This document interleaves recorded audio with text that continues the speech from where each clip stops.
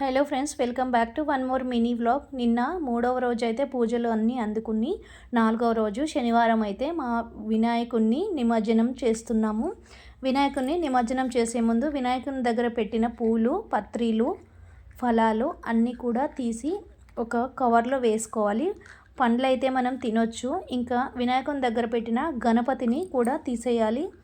తర్వాత వినాయకునికి హారతి ఇచ్చి నైవేద్యం పెట్టి వినాయకునికి నీరాజనం, మంగళహారతి, కొబ్బరికాయ కొట్టి ఇంకా రెడ్ కలర్ వాటర్లో ఒక తమలపాకు పెట్టుకొని హారతి కర్పూరం బిళ్ళలు వేసి మంచిగా వినాయకునికి హారతి ఇచ్చి మనము వినాయకునికి సంబంధించిన మంగళహారతి పాటలు పాడుకోవాలి.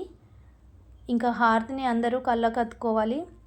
తర్వాత మనము వినాయకునికి సంబంధించిన అష్టోత్తరాలు కూడా చదువుకోవాలి. మంత్రపుష్పం చెప్పుకొని ఇంకా కొబ్బరికాయ కొట్టి ఇంకా వినాయకుడిని జై బోలో గణేష్ మహారాజ్కి మనము మళ్ళీ మన ఇంటికి రా తండ్రి, తప్పులు ఉంటే మన్నించు అని చెప్పేసి వినాయకుడిని అయితే బకెట్లో వేసుకొని పసుపు, పూలు, అక్షింతలు, కుంకుమ వేసుకొని నిమజ్జనం చేసుకోవాలి. వినాయకుడిని నిమజ్జనం చేసేటప్పుడు అయితే చాలా బాధ అనిపించింది వినాయకుడు వెళ్ళిపోతుంటే. మరి నాలాగా మీకు కూడా అనిపించిందా? మీకు కూడా నాలాగా అనిపిస్తే కనుక కామెంట్ చేయండి. ఇంకా వినాయకుడి దగ్గర అయితే మనము ఆ నీళ్ళు అనేవి మొక్కలకు పోసుకోవచ్చు.